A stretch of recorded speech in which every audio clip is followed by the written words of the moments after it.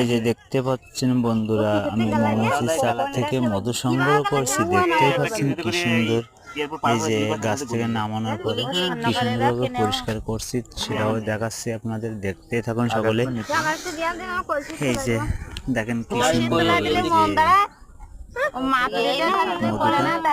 চাকের থেকে আমি বের করে নিচ্ছি। দেখেন বালতির ভিতরে সত্যি একটু খাও ধরো কি সুন্দর মধু দেখেন। এই যে দেখা যাচ্ছে। তাহলে আজকে ভাঙার তো দরকার ছিল না।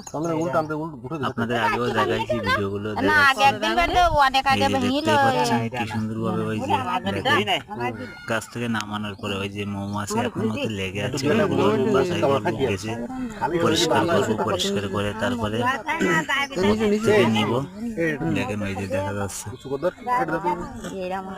নেটে করে ছাকবো, নেটে করে ছাকি নিব। ছাকি নিয়ে তারপরে মধুটা পরিষ্কার করবো ফাইন ভাবে, আপনাদের দেখাবো। এই চাকখানে মধু হয়েছে 2 কেজি 800 মধু হয়েছে এই চাকখানে। কি সুন্দর দেখেন মধুটা।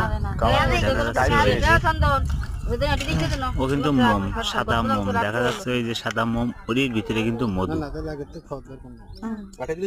ওরা মধুটা আনিয়ে রাখে, রাখার পরে মৌমাছি আনিয়ে রাখে, রাখার পরে মোম দিয়ে আটায় দেয়। ওই ভিতরে মধু থাকে, সেই মধুটা নিয়ে ওই যে চাপিয়ে বাড়ি করে নিচ্ছি। দেখতে পাচ্ছেন আপনারা। ওই যে দেখেন কি সুন্দরভাবে মধু বেরোচ্ছে। দেখেন সেই মধু, অরিজিনাল খাঁটি মধু, খাইতে সেই স্বাদ। এরকম আমি চাক ভাঙি, বউ চাক ভাঙি, তার থেকে সংগ্রহ করি অরিজিনাল খাঁটি মধু। সবাই আমার কাছ থেকে নিয়ে যান। আমি ভিডিওগুলো দেখাই, দেখানোর সাথে সাথে মানে আমি গাছ থেকে নিচে নামার সাথে সাথে আমার কাছ থেকে মধুগুলো সব নিয়ে চলে যায়। মধু